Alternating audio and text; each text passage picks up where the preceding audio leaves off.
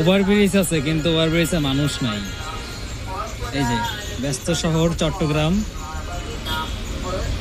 কর্ণফুলী ইপিজেডের সামনে যে ওভারব্রিজটা, ওভারব্রিজ আছে কিন্তু মানুষ নেই। কারণ দেখাচ্ছি, আপনাদেরকে দেখাচ্ছি, দেখেন,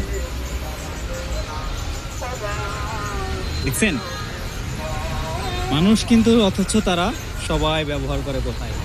তাহলে সরকার, আমাদের মাননীয় সরকার, সে ওভারব্রিজ দিয়ে কি হলো এটা বলেন? যদি তাদের যদি জীবনের কোনো মায়া না থাকে তাহলে ওভারব্রিজে কি প্রয়োজন? আর ওভারব্রিজটা ব্যবহার হচ্ছে রাস্তার ফুটপাতে মানুষের জন্য যারা ঘুমায়, ওভারব্রিজের উপরে ঘুম যাওয়ার জন্য।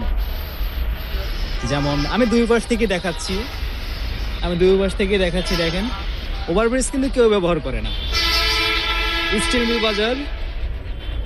মিল বাজার আপনার, এটা হলো কর্ণফুলী ইপিজেডের মেইন গেটের সামনে ওভারব্রিজটা।